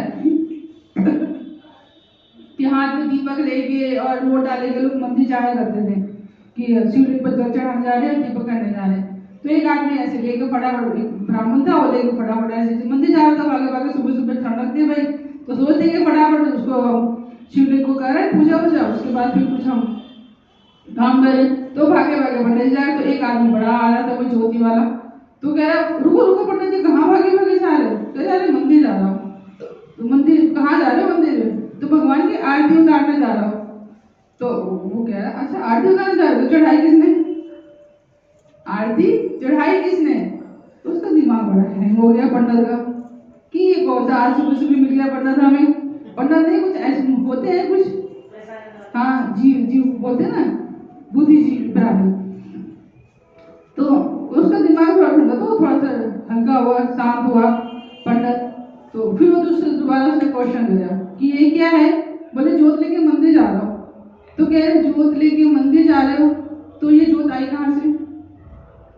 वो और से दिमाग खराब हो गया पंडित, एक तो सुबह सुबह वैसे लेट हो रहा है, वो भागा भागा मंदिर जा रहा है, और सुबह होता है ना कई बार रास्ते में ऐसे उठपटांग लोग मिल जाते हैं, रुको रुको रुको जरा हमें ये करना वो करना है। तो पंडित बड़ा आया, एक तो उसने बोला कि आरती चढ़ाने जा रहे तो उतारी किसने, है ना, इस टाइप से क्वेश्चन करा। फिर बोलता है कि ये जोत आई कहाँ से जहाँ तुम लेके जा रहे हो? तो उस पर हमको बड़ा गुस्सा आया, उसने उस जोत को फूंक मार दी। तो कह रहे भाई कहाँ? तो पंडित कह रहा जहाँ से आई तो भेजी, ठीक है। तो ऐसे उठपटांग लोग समाज में बहुत है जो आपको बरकराने की कोशिश करेंगे। आप भक्ति कर रहे हो तो 16 माला क्यों कर रहे हो? अब लहसुन प्याज नहीं खाओगे कमजोर हो जाओगे। पता है तुम्हें लहसुन हड्डियों के लिए कितना ताकतवर है, और प्याज खून को क्या करता है? प्यूरिफाई करता है ना। और जोड़ों में तुम्हारा दर्द शुरू हो जाएगा, तुम तो लहसुन नहीं खा रहे हो, क्या करोगी? तुम्हारा गठिया हो जाएगा, फिर तुम क्या करोगी? उसका पहले से हो रखा है, जो बोल रही है उसका पहले से हो रखा है, वो वैसे लहसुन खा रही फिर भी हो रखा है। लेकिन तुम्हें क्या पता आएगी कि ये तुम ही छोड़ दोगी, तुम ये नॉन में छोड़ दोगी, ये सब छोड़ दे, तुम्हारी तो कमजोरी हो जाएगी, फिर ताकत कहाँ से आएगी? ऐसे मत जाओ, ऐसे नहीं जाते कहीं पे, हम नहीं जा रहे तुम भी मत जाओ। तो इस टाइप के क्या लोग बोलते हैं, ये जोत वाले, कि जोत आई कहाँ से? तो वही था। तो ऐसे सर पैर जो इनके नहीं होते हैं ना क्वेश्चन आंसर के, उन पे हमें समय बर्बाद करने की आवश्यकता नहीं है, क्योंकि हमारे 10 नाम अपराध भी है ना। 10 नाम अपराध में कौन सा? लास्ट वाला है ना, अब भक्तों का संग करना, उन्हें भागवत नाम का चर्चा करना, ये भी एक अपराध है। तो ऐसे लोगों से हमेशा बच के रहना चाहिए। अगर कोई ऐसा आपके आर्गुमेंट कर रहा है या कोई बात कर रहा है, तो कहीं भी कोने से आप निकल जाओ, पता चले कि उसको समझाने के चक्कर में आप ही डाइवर्ट हो गए, आपकी भक्ति आदि कम हो गई। तो ऐसे लोगों का भी संग नहीं करना। आपको नहीं, एक दो बार समझाओ, नहीं समझ रहा, आप चुपके से किसी बहाने से साइड हो जाओ कि फोन आ रहा है, कोई आ रहा है घर पे, इस टाइप से उसको भी समय मत दो। समय उसको दो जो आपसे भागवत चर्चा करने का इच्छुक है, ठीक है ना। तो ऐसे लोगों पे हमें अपने बात करनी चाहिए। टाइम है, लेक्चर तो बहुत सारे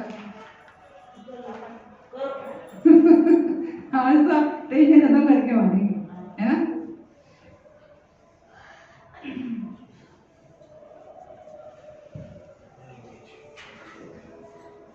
तो एक आता है कि मतलब हमारा भाग्य जो है वह हमारा भाग्य कितना साबित है। करी गोपाल सी होई, मतलब जो गोपाल ही करते हैं वही होता है। तो क्या हम इस चीज को मानते हैं कि जो भगवान करते हैं वही होता है, या फिर जो हम मेहनत करते हैं वो होता है? कौन कौन इस बात से अग्री है कि जो हम करते हैं वही होता है? कोई नहीं। करी गोपाल सी होई, जो गोपाल करेंगे वही होगा। तो हम इस चीज को मानते हैं, लेकिन हमारे समाज में बहुत सारे लोग मानते हैं अच्छा भगवान करेंगे, हम नौकरी पर नहीं जा रहे, भगवान पैसे देते हैं हमें घर पे बैठे बैठे। होता है क्या ऐसा? देते हैं भगवान? वो हमेशा ही देते हैं। अब जो काम कर रहे हो ना, कई बार काम करने में भी नहीं मिलता है, और गोपाल जी की कृपा हो गई तो बिना काम किए ही मिल जाता है। हाँ, तो बहुत सारे लोग नहीं मानते, नहीं भगवान नहीं करते, अगर हम खाना नहीं खाएंगे तो हमारा सेहत सही हो जाएगा क्या? भगवान में आके मुंह में डालेंगे? पगार तो हमें पड़ेगा, कमाना तो हमें पड़ेगा।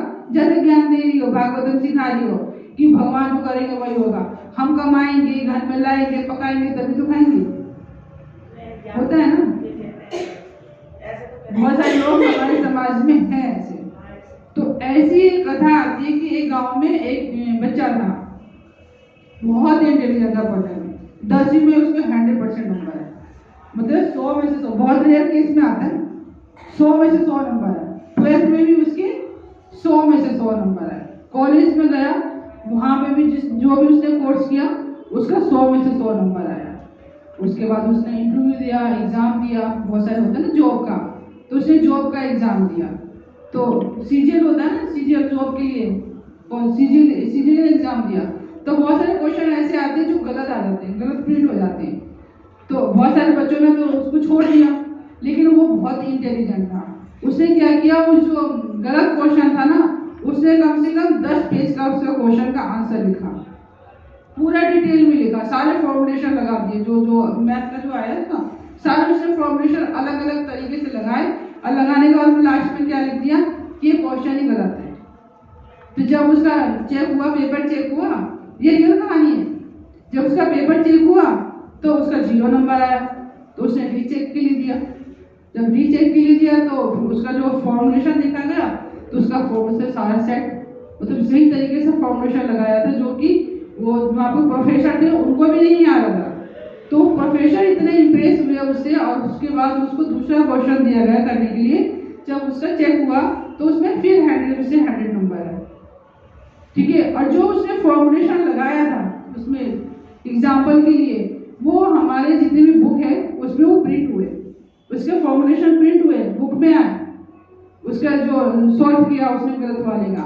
उसके बाद उसकी जॉब लगी बैंक में, बैंक की बहुत बड़े पोस्ट पे जॉब लगी। तो होता है ना, दिल मांगे और हाँ, इच्छाएं और ज्यादा होती है। उसने और आईपीएस एग्जाम दिया, तो आईपीएस एग्जाम दिया तो उसमें भी क्लियर हो गया, उसमें पास हो गया, उसमें भी 100 में से 100 नंबर है। इंटेलिजेंट था, भाग्य देखो, भाग्य कितना साथ देता है ये देखना, ठीक है ना। तो उसमें वो पास हो गया, पास हो जाने के बाद पेपर पास हुआ, इंटरव्यू हुआ। तो जब इंटरव्यू में वो गया तो इंटरव्यू में पूछा जाता है ना कि आप कहीं जॉब अभी कर रहे हो, नहीं कर रहे हो, तो उसने वहाँ अपने दिमाग चलाए, उसने सोचा कि मैं बताऊंगा ना कि उसमें बैंक में करता हूँ तो हो सकता है मुझे रिजेक्ट कर दे कि मुझे तो आईपीएस से बनना है। होता है, क्रेज होता है भाई, मैं ज्यादा इंटेलिजेंट हूँ, ये होता है अहंकार और घमंड। और अहंकार जब घमंड होता है, भगवान कैसे साथ देते वो देखने का प्रयास करो। तो उसके बाद इंटरव्यू में उसने सोचा, अपना दिमाग लगाया कि मैं अभी मना कर देता हूँ, बाद में रिजाइन कर दूंगा, उनको पता कहाँ से चलेगा। देखो ये नहीं पता था कि जो हम लोग एग्जाम वगैरह देते हैं वो सारा चेक होता है हमारा, क्या हमारा पिछला रिपोर्ट क्या है, आगे क्या है, वो पूरा चेक होने के बाद, इंटरव्यू होने के बाद सारा कुछ, उसके बाद हमें जॉब मिलती है। तो उसने वहाँ पर मना कर दिया, नहीं जी मैं जॉब नहीं करता, मैं खाली हूँ। तो वो सेलेक्ट हो गया, तो उसको बड़ी खुशी हुई कि मेरा सिलेक्शन हो गया। तो उसने फटाफट क्या कहता है, जो बैंक में नौकरी करता था बड़ी पोस्ट पे, उस टाइम पे बहुत रेयर केस था कि इतनी बड़ी पोस्ट पे नौकरी मिलना बहुत रेयर केस था। तो वहां से उसने जाकर उसने रिजाइन दे दिया कि मैं तो आईपीएस बन गया, मैं छोटी मोटी नौकरी नहीं करूंगा, और मैं आईपीएस बन गया, मैं बड़ी नौकरी करूंगा, मुझे बड़ी नौकरी मिल गई। अब यहाँ पे आईपीएस में क्या है, उसका वो क्या बोलते हैं उसको, सिलेक्शन से पहले उसका सारा डॉक्यूमेंट चेक हुआ, तो डॉक्यूमेंट चेक में उसका पता चल गया कि बैंक में नौकरी करता है। और यहाँ पे उसने क्या बोला कि मैं नहीं करता, तो यहाँ उसकी झूठ पकड़ी गई, और उसके जो जितने कागज डॉक्यूमेंट पे उस पर लिख दिया कि ये जिंदगी में कभी भी कोई भी सरकारी नौकरी के लिए एग्जाम नहीं दे सकता, ठीक है। वो हमेशा के लिए रिजेक्ट हो गया, और उसके बाद उसने क्या कर दिया, जिसपे नौकरी कर रहा था वो रिजाइन दे दिया। और वो बैंक वाले इतने मिला गए कि इतनी बड़ी पोस्ट के लिए इसको हमने चुना था, और इतनी बड़ी मुश्किल इतनी मारा मारी होती है और उसको उसने रिजाइन दे दिया कि मेरा नौकरी हो गई। इस चक्कर में मतलब कहने से अल्टीमेट मेरा कुछ नहीं दिया। आगे वो घमंड है भाई, मेरी नौकरी लग गई तो वो घमंड में जाते हैं ना, वहां से उसने रिजाइन दे दिया। तो सारे बैंक वालों ने लिख दिया कि कभी भी इसको बैंक में कोई नौकरी ना मिले। यहाँ से गया वहां से गया, ठीक है। तो आईपीएस से रिजेक्ट हो गया, बैंक से भी गया, अब वो कहाँ पहुंच गया?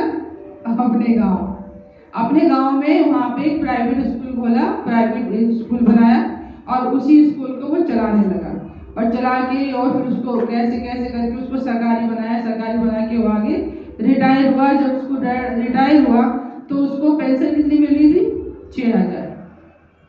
6,000 पेंशन पे वो रिटायर हुआ अपने गांव में जाके। इसको क्या बोलते हैं? भाग्य। करी करी गोपाल सी होय। जो गोपाल करेंगे बोलते हैं ना, जाहि राम जाहि विधि रखे राम ताहि विधि रही है। तो जिस प्रकार से भगवान आपको रखना चाह रहे हैं आप उस प्रकार से रहिए, अपना तोड़ मोड़ और अपना दिमाग मत लगाइए। जब हम अपना दिमाग लगाने का प्रयास करते तो भगवान बोलते ठीक है तू इधर ले, फिर मैं साइड में हो जाता हूँ। तो तू ही अपना सारा इंतजाम कर ले। तो इसी तरीके से, ठीक है ना। अब वो कथा सुननी है, ये खत्म कर दे, प्रसादन कर दे और कैसे कर ले, टेंशन आपको खुद खत्म करके बननी है, ठीक है ना। तो जो भगवान करते हैं वही होता है। अब ये तो भगवान ने उसके साथ में इंटेलिजेंस के साथ में एक बुरा कर दिया। कई लोगों के साथ में अलग अलग ट्रेजेडी होती है। अब एक इंजीनियर हो, ठीक है ना, बीटेक किया, बीटेक के बाद क्या होते है एमटेक किया, एमटेक करने के बाद में 2-3 साल धक्के खाए, धक्के खाने के बाद में उसको कहीं भी इंटर्नशिप नहीं मिली, कहीं भी जॉब नहीं मिली। और जब ऐसा हो जाता है तो घर वाले जो है ना वो बहुत मोटी छोटी भी नहीं, मोटे निकलते हैं सब, बड़े भयंकर सब निकलते हैं जो बर्दाश्त करने से परे होते हैं। अब वो पड़ोसी भी और इंजीनियर साहब कहाँ चले, हुआ कुछ, मिली कुछ नौकरी। अब घर वाले तो अलग ही, घर पर छाती पे बैठा है, निठल्ला बैठा है, ये है वो है। बाहर वाले जब निकले, यार दोस्त सब निकले, और भाई साहब कुछ हुआ या अभी ऐसी निकलेंगे 2-3 साल, वो बहुत टेंशन होगा, बहुत डिप्रेशन में चला गया कि मैं इतनी पढ़ाई किया, इतना पैसा खर्च किया माँ बाप का, और मैं इतना प्रयास कर रहा हूँ, उसके बाद में मुझे कहीं भी जॉब नहीं मिली। जॉब तो मिल रही है वो ढंग की नहीं मिल रही, जिस टाइप से जॉब चाहिए होता है, जिस टाइप से एजुकेशन है उसके हिसाब से उसको नहीं मिली। वो बहुत डिप्रेशन में चला गया। उसने सोचा अब मैं ना सुसाइड ही कर देता हूँ, क्योंकि डिप्रेशन के बाद में क्या सबसे लास्ट ऑप्शन आता है, मर जाता हूँ, सारा डंडा ही खत्म। लेकिन डंडा तो स्टार्ट वहां से होता है उनको ये नहीं पता कि जब हम मरते हैं तो मरने के बाद डंडा शुरू होता है। जीते हम कहीं ना कहीं उसको सुलटा भी लेंगे, लेकिन मरने के बाद तो सुलटाने का ऑप्शन ही नहीं है, ऑप्शन ही खत्म कर दिया हमने। तो उसको लगा कि अब मैं खत्म कर देता हूँ, लेकिन उसको डर था कि मैं छत से कूदा और टांग टूट गई, मैं नहीं मरा तो ठीक है, और मैं जहर लेकर आया और जहर नकली केमिस्ट वाले ने दे दिया, मैं नहीं मरा, बीमार हो गया तो ठीक है ना। पानी में कूदा, किसी ने मुझे उसको बचा लिया तो क्या होगा, मतलब मरूंगे तो ऐसे मरूं कि मतलब बचूं ना। बहुत सारे ऑप्शन होते हैं, जैसे वो माता जी बता रहे थे ना कि अभी केस हुआ था कि मतलब मरने का इतना शौक था कि पलंग से नीचे पैर लटका के मरा। मतलब पलंग पे ऑप्शन है कि मैं उस पर रख के बच सकता हूँ, लेकिन नीचे लटका के मरूंगा, है ना, फांसी लगाऊंगा तो नीचे पैर लटका के मरूंगा। तो उसको भी यही जुनून था कि मैं मरूंगा, तो उसको ये होगा कि मैं मरूँ कैसे, कुछ नया मतलब ठीक सोचता हूँ। हाँ, तो उसने सोचा मैं पहाड़ से जाके कूदता हूँ, पहले जहर पीऊंगा फिर पहाड़ से कूदूंगा, अगर जहर से नहीं मरा तो कूद के तो मर ही जाऊंगा, चलो मैं कूद के भी नहीं मरा तो नीचे खाई में गिरूंगा तो कोई जानवर तो खा ही जाएगा, नहीं तो कहीं ना कहीं किसी नदी में कूद जाऊंगा तो डूब के तो मर ही जाऊंगा। मतलब ऑप्शन पक्का है कि मैं बचूंगा नहीं, है ना। तो उसने सोचा को कुछ कमर में ना थोड़ा भारी से बांध देता हूँ, पत्थर थोड़ा मोटा सा ईंट पत्थर बांध देता हूँ कि कहीं गिरूंगा तो पानी में गिरूंगा तो मैं उसमें डूब जाऊं, बचूं ना। मतलब इतना अपने जीवन से हताश परेशान हो गया, तो परेशान हो गया वो उस पे पहाड़ पे गया। पहाड़ पे जाकर उसने पहले सोचा कि नहीं पहले कूद ही लेता हूँ, जहर बाद में पीऊँ जहर में ले लेता हूँ, अगर नीचे बच गया तो पी लूंगा, पहले जेब में ले लेता हूँ। तो जेब में उसने ले रखा, उसके बाद अपने पैर में उसने पत्थर बांधे और ऊपर से वो कूदा। तो जहां पे वो कूदा वहां पे एक तालाब था, झील झरना होता ना, वो झरना था, और वहां पे एक राजकुमारी नहाने के लिए, ठीक है, राजकुमारी नहाने के लिए। तो राजकुमारी नहा रही है तो गार्ड वार्ड जो होते हैं, बॉडी गार्ड होते हैं, थोड़ा साइड में हो जाता है ना, भाई राजकुमारी नहा रही है तो उनको थोड़ा ना खड़े होकर देखेंगे, तो थोड़े अगल बगल हो गए। अब राजकुमारी नहा रही है तो उसी नदी के अंदर एक मगरमच्छ आ गया। अब वो तो अकेले नहा रही है, भाई बॉडी गार्ड वगैरह तो सब साइड हो गए ना कि भाई राजकुमारी नहा रही है, राजा तो हमें कत्ल कर देगा अगर पता चल गया तो इतने में मगरमच्छ आ गया राजकुमारी के पास में। तो वो चिल्लाने लगी, तो जितने देर में वो भागते, जितने सैनिक थे वो भागते, इतने में तो वो मगरमच्छ उनको खा ही जाता राजकुमारी को। तो ये महाराज जी ऊपर से कूद रहे थे, ठीक है ना, ऊपर से उन्होंने पैरों में पत्थर बांध रखे थे और कूद के वो कहाँ गिरे, मगरमच्छ के ऊपर, ठीक है ना। एक इनका वजन भारी, ऊपर से पत्थर, तो मगरमच्छ वहीं पे मर गया। तो भाई सब में हाय हल्ला हो गया, भाई राजकुमारी को बचा लिया, राजकुमारी को बचा लिया। ये कौन युवक है, कौन नौजवान है जिसने राजकुमारी की मगरमच्छ से मदद करी, उससे रक्षा करी। तो बहुत भाग रहे, तो उसको राजकुमार को उसको जो इंजीनियर साहब थे उनको राजा के सामने पेश किया गया कि राजा भी बड़ा प्रसन्न हो, मेरी बेटी का तो जीवन बचा दिया, जान बचा दिया, तो बड़ा अच्छा है। फिर उसे बताएगा तुम कौन हो, क्या हो, तो उसने बताया मैं इतना पढ़ा लिखा हूँ और ये हूँ और मेरी भी नौकरी नहीं लगी। तो राजा ने बोला कि कोई बात नहीं, आप हमारी पुत्री से विवाह कर लो, हमारी पुत्री आपको बहुत पसंद करी, विवाह कर लो। उसने बोला मैं नौकरी तो करता नहीं हूँ, कमाई थोड़ी थी, कहाँ से, वो तो खुद ही मरने गया था। तो राजा बोला कोई बात नहीं, हम अपने ही आपको नौकरी दे देते। तो उसने बोला कि ठीक है नौकरी तो दे रहे हो, लेकिन मैं रखूंगा कहाँ पे, मैं बोला घर बार में नहीं है, मतलब सब छोड़ा है। तो राजा ने बोला कि हम अपनी पुत्री के लिए, जब हमारी पुत्री पैदा हुई थी उसी टाइम पे हमने एक नगर बसा दिया था कि जब हमारी बेटी की शादी होगी तो हम ये नगर उसको दान में देंगे, तो हम आपको उस नगर का राजा बना देते हैं, ठीक है। तो उनको क्या मिल गई, पुत्री मिल गई, राजकुमारी मिल गई, नगर में मिल गया और धन व्यापार में मिल गया। और राजा ने क्या किया कि उसने सोचा कि अब तो चलो कोई मेरा राज्य संभालने के लिए हो गया, तो अपना राजपाट भी राजा ने उसको दान में दे दिया और खुद वो जंगल में चला गया तप करने। तो वो क्या हो गया, उस देश का राजा भी हो गया, उसको राजकुमार भी मिल गई, कहाँ वो मरने गया था। तो करी गोपाल सी होए, जो गोपाल करेंगे वही होगा। कि एक को तो इतना इंटेलिजेंट के बाद भी उसका क्या हाल हुआ, क्योंकि अपने पे भरोसा नहीं, हमें किस पर भरोसा करना चाहिए, भगवान। और ये बेचारे मरने को गए थे, इनको क्या मिल गया, राज्य मिल गया पूरा का पूरा। तो ये भगवान की लीला है। हम क्या करते हैं कि भजन में हमारे क्या होता है, क्या बोलते थे तुलसीदास जी भजन में, क्या था, राम भजन को आरती, भोजन को होशियार। और तुलसीदास ऐसे क्या है, तुलसीदास ऐसे जीव को बारंबार धिक्कार, ठीक है ना। तो हमें क्या करना है, हमें भगवान की सेवा करनी है, बाकी काम तो उन्हीं पे छोड़ दो। हम इंटेलिजेंट है और बाद में हमारी किस्मत में क्या होगा हमें नहीं पता, क्योंकि लास्ट वाला जो रिजल्ट है ना उससे हमें फायदा है ना। आप कुछ भी पढ़ ले, कई बार होता है बच्चे शुरू में बड़े इंटेलिजेंट होते हैं, हमारा A+ लेके आता बच्चा, A+ आता है शुरू में ही, अब पता चला 10th में फेल हो गया। बहुत सारे बच्चे होते हैं फर्स्ट में सेकंड में A+ ला रहे हैं और 10th में पता चला कॉलम करो है। तो हमें जो हमारा टारगेट है वो फर्स्ट सेकंड का नहीं है, हमारा टारगेट है उसका कॉलेज हो जाए, उसको अच्छी जगह पे जॉब लग जाए और उसका जीवन सेटल हो जाए। और सेटल भी हो तो भक्ति में हो, ऐसा ना हो लड़ाई झगड़े वाले, मार पिटाई वाले। तो भक्ति हमें ऐसे बचाती है, इसको बोलते हैं भाग्यशाली। तो आज टेंशन है किसी को, अब तक कुछ ज्यादा ही है ना। तो आज की कथा इतनी है, ठीक है। आप सभी को सुनने के लिए बहुत बहुत धन्यवाद। अब हम आरती करेंगे और फिर उसके बाद कृष्ण बैठाएंगे। हरे